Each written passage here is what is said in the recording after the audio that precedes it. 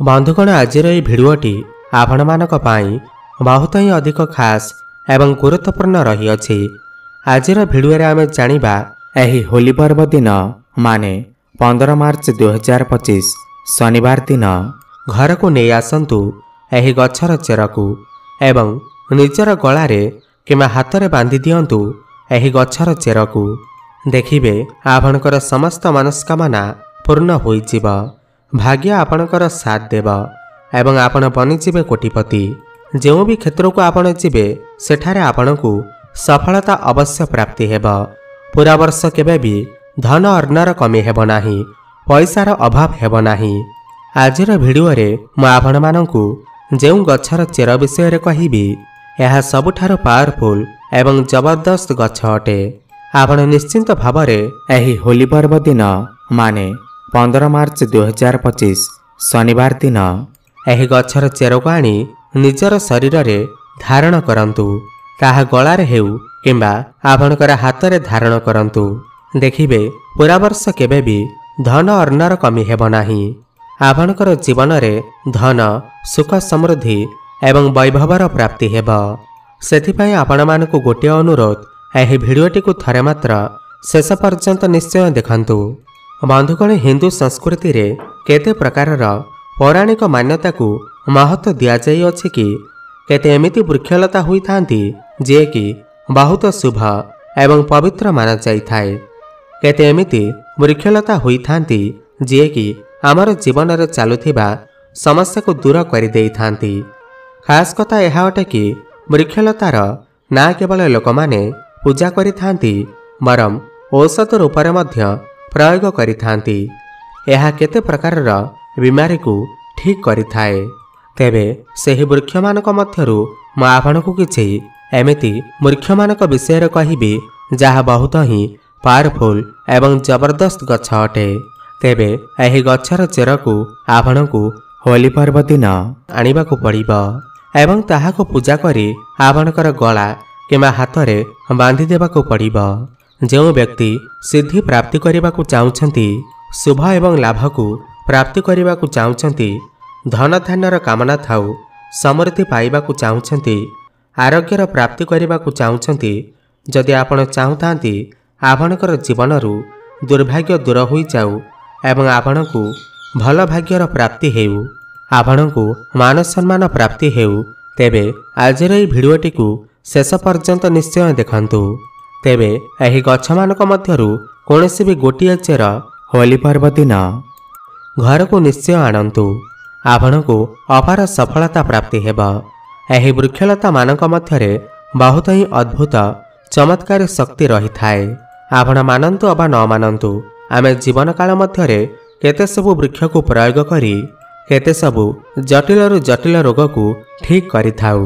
तो आपणकू आज मु जो गछ विषय रे कहिबी तो यहाकू होली पर्व दिन न आनी ताहाको पूजा करी निजर गलारे किमा हाथ रे बांधि दियंतु। देखिबे आपणकू तत्काल फायदा पहुँचीब। आपणकू सही समस्त जिनिस प्राप्ति हेब जो जिनिस को आपण लंबा समय धरी प्राप्ति करने को चाहूथिले। बंधुगण दामिका रत्न पिंधिबा परिवर्ते जदि आपण एही वृक्षलतार चेर को धारण करि थांती बा धारण करि थांती तो ताठार आहुरी अधिक शुभ परिणाम आपण को प्राप्ति होई थाए। सर्वप्रथमे आपण एही गछर चेर को आनी आपणकर ठाकुर घरे पूजा करी धूप दीप देखाई पूजा करि नियंतु। एहा परे एहाकू चांदीर किमा तंबार ताबिज रे पुराई आपणकर गलारे किमा हाथ रे बांधंतु। तेबे डेरी न करी आसंतु जानिबा होली पर्व दिन केउ गछर चेर को आपणकू घर को आनिबार अछि एवं आपणकर गलारे एवं हाथ रे बांधिबार अछि। एहा पूर्वरु जदि आपण माने भी माँ लक्ष्मी को सच्चा हृदय रे भक्ति करुथांती विश्वास करुथांती, तेबे एही भिडियोटी को लाइक करी कमेंट बॉक्स रे जय माँ लक्ष्मी अवश्य लिखि दियंतु। तेबे सर्वप्रथम गछटी हेउछि जहा आपणकू बहुत सहजरे मिलिजिब, ताहा हेउछि धला अरख गछ। धला अरख गछ भगवान गणेशंकर अत्यंत प्रिय गछ होई थाए। जदि आपण भगवान गणेशंकर कृपा प्राप्ति करने को चाहूँगी तेबे आपण होली पर्व दिन ଧଳା ଅରଖ ଗଛର ଚେରକୁ ଆଣି ଧାରଣ କରନ୍ତୁ। ଧଳା ଅରଖ ଗଛକୁ ଭଗବାନ ଗଣେଶଙ୍କ ସ୍ୱରୂପ କୁହାଯାଇଥାଏ। ଯେଉଁ ଧଳା ଅରଖ ଗଛ 11 ବର୍ଷରୁ ଉର୍ଦ୍ଧ୍ୱ ହୋଇଥାଏ, ସେହି ଅରଖ ଗଛର ଚେର ଭଗବାନ ଗଣେଶଙ୍କର ଶୁଣ୍ଢର ଆକୃତି ନେଇଯାଇଥାଏ। ଭଗବାନ ଗଣେଶଙ୍କୁ ରିଦ୍ଧି ସିଦ୍ଧି ଏବଂ ଶୁଭ ଲାଭର ସ୍ୱାମୀ କୁହାଯାଇଥାଏ। ତ ଯଦି ଆପଣ ରିଦ୍ଧି ସିଦ୍ଧି, ଶୁଭ ଲାଭ ଏବଂ ଧନ ବୈଭବ ପ୍ରାପ୍ତି କରିବାକୁ ଚାହୁଁଥାନ୍ତି, ତେବେ ଅରଖ ଗଛର ଚେର ହୋଲି ପର୍ବ ଦିନ ଏହାର ଚେରକୁ ଘରକୁ ନେଇ ଆସନ୍ତୁ। ଏହାପରେ ଏହାକୁ ଆପଣଙ୍କର ଠାକୁର ଘରେ ପୂଜା କରି ଗୋଟିଏ ତମ୍ବାର ବା ଚାନ୍ଦିର ତାବିଜରେ ପୁରାଇ ଆପଣଙ୍କର ଗଳାରେ କିମ୍ବା ହାତରେ ପିନ୍ଧି ଦିଅନ୍ତୁ। ଦେଖିବେ ଏହାଦ୍ୱାରା ଆପଣଙ୍କୁ ଅନେକ ଫାଇଦା ପ୍ରାପ୍ତି ହେବ। ନବଗ୍ରହଙ୍କର ପୀଡ଼ା ଦୂର ହୋଇଥାଏ। ଖାସ୍ କରି ବୁଧ ଗ୍ରହଙ୍କର ପୀଡ଼ା ମଧ୍ୟ ଦୂର ହୋଇଥାଏ। ଭଗବାନ ଗଣେଶଙ୍କର ଆଶୀର୍ବାଦ ଆପଣଙ୍କୁ ପ୍ରାପ୍ତି ହୋଇଥାଏ। ବ୍ୟାପାର ବାଣିଜ୍ୟ ଏବଂ କର୍ମକ୍ଷେତ୍ରରେ ଆପଣ ବହୁତ ଅଧିକ ଉନ୍ନତି କରିଥାନ୍ତି। ଆପଣ କୌଣସି ଚେର ଆଣନ୍ତୁ କିମ୍ବା ନ ଆଣନ୍ତୁ, କିନ୍ତୁ ଏହି ମକର ସଂକ୍ରାନ୍ତି ଦିନ ଧଳା ଅରଖ ଗଛର ଚେର ଅବଶ୍ୟ ଆଣନ୍ତୁ ଏବଂ ତାହାକୁ ଧାରଣ କରନ୍ତୁ। ଶୁଭଫଳ ପ୍ରାପ୍ତି ହେବ ଏବଂ ପୁରା ବର୍ଷ କେବେ ବି ଆପଣଙ୍କର ଘରେ ଧନ ଅର୍ଣ୍ଣର କମି ହେବ ନାହିଁ।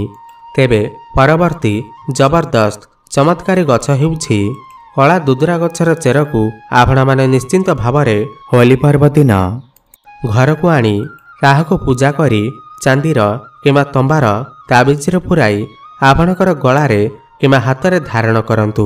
ଦେଖନ୍ତୁ, ଦୁଦୁରା ଗଛକୁ ସ୍ୱୟଂ ଭଗବାନ ଭୋଳାନାଥଙ୍କର ସ୍ୱରୂପ ମାନାଯାଇଥାଏ। କଳା ଦୁଦୁରା କଳା ଭୈରବଙ୍କର ସ୍ୱରୂପ ମଧ୍ୟ ହୋଇଥାଏ। କଳା ଦୁଦୁରାରେ ଶନିଦେବ ମଧ୍ୟ ବାସ କରିଥାନ୍ତି। ମା କାଳୀ ବି କଳା ଦୁଦୁରା ଉପରେ ନିବାସ କରିଥାନ୍ତି। ଆପଣ ନିଶ୍ଚୟ ଦେଖିଥିବେ, ଭଗବାନ ଶିବଙ୍କର ଯେବେ ଆମେ ପୂଜା ଅର୍ଚ୍ଚନା କରିଥାଉ, ତ ଭଗବାନ ଶିବଙ୍କ ଉପରେ କଳା ଦୁଦୁରା ବା ଯେକୌଣସି ଦୁଦୁରା ଫୁଲ ଏବଂ ଫଳ ଚଢ଼ାଯାଇଥାଏ ଏବଂ ଏହାକୁ ଭଗବାନ ଶିବ ଗ୍ରହଣ ମଧ୍ୟ କରିଥାନ୍ତି। ଯଦି କୌଣସି ବ୍ୟକ୍ତି ଭକ୍ତିର ସହକାରେ ଭଗବାନ ଭୋଳାନାଥଙ୍କୁ କଳା ଦୁଦୁରା ଫୁଲ ଅର୍ପଣ କରିଥାଏ, ତ ଭଗବାନ ଭୋଳାନାଥ ତୁରନ୍ତ ହିଁ ସ୍ୱୀକାର କରିନେଇଥାନ୍ତି। ବନ୍ଧୁଗଣ, କଳା ଦୁଦୁରା କୌଣସି ସାଧାରଣ ଗଛ ନୁହେଁ। ଏହାର ଯଦି ଆପଣ ପ୍ରୟୋଗ ଜାଣିବେ, ତ ଆପଣ ଆଶ୍ଚର୍ଯ୍ୟ ହୋଇଯିବେ। ତୁରନ୍ତ ଆପଣ ଏହାକୁ ଧାରଣ କରିନେବେ। ତ ବନସ୍ପତି ଶାସ୍ତ୍ର ଅନୁସାରେ କଳା ଦୁଦୁରାର ପ୍ରଭାବ ବହୁତ ହିଁ ଅଧିକ ରହିଥାଏ। ଯେମିତିକି ଭଗବାନ ଶନିଦେବଙ୍କର ପ୍ରଭାବ, ମଙ୍ଗଳ ଗ୍ରହଙ୍କର ପ୍ରଭାବ ଯେମିତି ଶକ୍ତିଶାଳୀ ମାନାଯାଏ, ଠିକ୍ ସେହିପରି ତ କଳା ଦୁଦୁରାର ଯେଉଁ ଚେର ଅଟେ, ତ ଏହାକୁ ମଧ୍ୟ ବହୁତ ଅଧିକ ଶକ୍ତିଶାଳୀ ମାନାଯାଇଥାଏ। ଏହି ଚେର ତତ୍କାଳ ଆପଣଙ୍କର ଜୀବନରେ ବହୁତ ବଡ଼ ବଡ଼ ପରିବର୍ତ୍ତନ ଆଣିକରି ଦେଇଥାଏ। ତା ବନ୍ଧୁଗଣ, ଯଦି ଆପଣ ଚାହୁଁଛନ୍ତି ସମସ୍ତ ଗ୍ରହମାନେ ଆପଣଙ୍କର ସାଥ ଦିଅନ୍ତୁ, ତ ନିଶ୍ଚିନ୍ତ ଭାବରେ ହୋଲି ପର୍ବ ଦିନ କଳା ଦୁଦୁରାର ଚେରକୁ ଆପଣଙ୍କର ଘରକୁ ଆଣି ପୂଜା କରନ୍ତୁ ଏବଂ ଏହାପରେ ଏହାକୁ ଗୋଟେ ତାବିଜରେ ପୁରାଇ ଆପଣଙ୍କର ବେକରେ କିମ୍ବା ହାତରେ ବାନ୍ଧି ନିଅନ୍ତୁ। କଳା ଦୁଦୁରା ଚେରକୁ ପିନ୍ଧିବା ଦ୍ୱାରା ଶନିଦେବଙ୍କର କୁପ୍ରଭାବ, ଶନିଙ୍କର 7.5, ଶନିଙ୍କର 2.5 ଏବଂ ଶନି ଦୋଷରୁ ମୁକ୍ତି ମିଳିଥାଏ। ଏହାଦ୍ୱାରା ଆପଣଙ୍କର ଶୁକ୍ର ଗ୍ରହ ମଜବୁତ ମଧ୍ୟ ହୋଇଯାଇଥାଏ। ଯେଉଁମାନଙ୍କର ଶୁକ୍ର ଗ୍ରହ ମଜବୁତ ହୋଇଯାଇଥାଏ, ତ ସେମାନେ ଧନବାନ ଏବଂ ଧନଶାଳୀ ହୋଇଥାନ୍ତି। ସେମାନଙ୍କର ଜୀବନରେ କେବେ ବି ଧନ ଅର୍ଣ୍ଣର କମି ହୋଇନଥାଏ। ରାହୁ କେତୁଙ୍କର ପୀଡ଼ା ମଧ୍ୟ ଦୂର ହୋଇଯାଇଥାଏ। ଯଦି କୌଣସି ବ୍ୟକ୍ତିକୁ ସ୍ୱପ୍ନରେ ସାପ ଆସୁଅଛି, ଯଦି କୌଣସି ବ୍ୟକ୍ତିଙ୍କୁ ପିତୃଦୋଷ ଲାଗିଅଛି, ଭୂତ ପ୍ରେତଙ୍କର ଭୟ ରହୁଅଛି, ତ ସେହି ବ୍ୟକ୍ତି କଳା ଦୁଦୁରା ଚେର ନିଶ୍ଚୟ ଧାରଣ କରନ୍ତୁ। ଆପଣଙ୍କୁ ସବୁ ସମସ୍ୟାରୁ ମୁକ୍ତି ମିଳିଯିବ। ତେବେ ବନ୍ଧୁଗଣ, ଏହି ଦୁଦୁରା ଗଛର ଚେରକୁ ନିଶ୍ଚୟ ଘରକୁ ଆଣନ୍ତୁ ଏବଂ ଏହାର ଚେରକୁ ତାବିଜରେ ପୁରାଇ ନିଶ୍ଚୟ ଧାରଣ କରନ୍ତୁ। ଆପଣଙ୍କର ସମସ୍ତ ସମସ୍ୟା ଦୂର ହେବା ସହିତ ଆପଣଙ୍କର ସମସ୍ତ ମନସ୍କାମନା ପୂର୍ଣ୍ଣ ହୋଇଯିବ। ପରବର୍ତ୍ତୀ ଦିବ୍ୟ ଗଛଟି ହେଉଛି ଚମେଲି ଗଛ। ଏହି ଚମେଲି ଗଛର ଚେର ହୋଲି ପର୍ବ ଦିନ ଅବଶ୍ୟ ଆଣିବା ଉଚିତ। ଚମେଲି ଗଛର ଚେରର ଫାଇଦା ବତେଇବାକୁ ଚାହିଁବି। ଚମେଲିର ମୂଳରେ ବା ଚେରରେ ଦୈବୀ ଶକ୍ତିମାନଙ୍କର ବାସ ହୋଇଥାଏ। ଆପଣ ଦେଖିଥିବେ, ଚମେଲିର ଯେଉଁ ତେଲ ଥାଏ, ତାହା ହନୁମାନ ମହାରାଜାଙ୍କୁ ସମର୍ପିତ ହୋଇଥାଏ। ଏଥିରେ ହନୁମାନ ମହାରାଜାଙ୍କର ଦୈବୀ ଶକ୍ତି ରହିଥାଏ।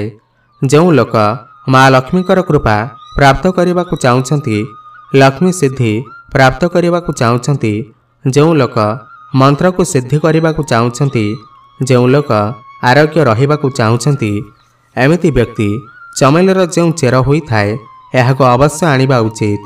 ଚମେଲିର ଯେଉଁ ଚେର ହୋଇଥାଏ ଏହାକୁ ହୋଲି ପର୍ବ ଦିନ ମାନେ ଜାନୁଆରୀ 1 ତାରିଖ ଦିନ ନେଇ ଆସନ୍ତୁ ଏବଂ ଏହାକୁ ପୂଜା କରି ଚାନ୍ଦିର କିମ୍ବା ତମ୍ବାର ତାବିଜରେ ପୁରାଇ ଆପଣଙ୍କର ଗଳାରେ କିମ୍ବା ହାତରେ ବାନ୍ଧି ନିଅନ୍ତୁ। ଦେଖିବେ ଆପଣଙ୍କୁ ଅବଶ୍ୟ ହିଁ ଫାଇଦା ପ୍ରାପ୍ତି ହେବ। ଏହାଦ୍ୱାରା ଦୈବୀ ଶକ୍ତିର ପ୍ରାପ୍ତି ହୋଇଥାଏ, ଅଲୌକିକ ଶକ୍ତିର ପ୍ରାପ୍ତ ହୋଇଥାଏ, ହନୁମାନ ମହାରାଜଙ୍କର କୃପା ବର୍ଷିଥାଏ, ଆପଣ ସର୍ବଦା ନିରୋଗ ରହିଥାନ୍ତି। ପରବର୍ତ୍ତୀ ଗଛଟି ହେଉଛି ଅପମାର୍ଗ ଗଛ। ଅବଶ୍ୟ ଘରକୁ ଆଣନ୍ତୁ ଏବଂ ଏହାର ଚେରକୁ ନିଶ୍ଚୟ ଧାରଣ କରନ୍ତୁ। ଏହାକୁ କେତେ ଜାଗାରେ ଗୁଗୁଚିଆ ନାମରେ ମଧ୍ୟ ଜଣାଯାଏ। ଆପଣଙ୍କ ଏରିଆରେ ଏହାକୁ କେଉଁ ନାମରେ ଜଣାଯାଏ ଆମକୁ ନିଶ୍ଚୟ କମେଣ୍ଟ କରି ଜଣାଇବେ। ଏହାକୁ ଅପମାର୍ଗ କ'ଣ ପାଇଁ କୁହାଯାଏ ନା ଏହାର ଯେଉଁ ବୀଜ ହୋଇଥାଏ ଏହା ଓଲଟା ରହିଥାନ୍ତି, ଏଥିପାଇଁ ଏହାକୁ ଅପମାର୍ଗ କହିଥାନ୍ତି, ଅର୍ଥାତ୍ ଏହା ଦୁନିଆଠୁ ଓଲଟା ଚାଲିଥାଏ। ଅପମାର୍ଗର ସନ୍ଥ ମହାତ୍ମାମାନେ ସବୁଠୁ ଅଧିକ ପ୍ରୟୋଗ କରିଥାନ୍ତି। ଅପମାର୍ଗ ଯେଉଁ ହୋଇଥାଏ ଏହାର ବୀଜର କ୍ଷୀରି ବନେଇକି ଖାଇବା ଦ୍ୱାରା 30 ଦିନ ପର୍ଯ୍ୟନ୍ତ ଭୋକ ଲାଗିନଥାଏ। ସେଥିପାଇଁ ଏହାକୁ ସନ୍ଥ ମହାତ୍ମାମାନେ ଏହାର ବୀଜର କ୍ଷୀରି ବନେଇକି ଖାଇଥାନ୍ତି ଏବଂ ଅଧିକ ସମୟ ପର୍ଯ୍ୟନ୍ତ ସାଧନା କରିଥାନ୍ତି। ତ ଏହାକୁ ହୋଲି ପର୍ବ ଦିନ ନିଶ୍ଚୟ ଘରକୁ ଆଣନ୍ତୁ ଏବଂ ଏହାକୁ ତାବିଜରେ ପୁରାଇ ନିଶ୍ଚୟ ଧାରଣ କରନ୍ତୁ।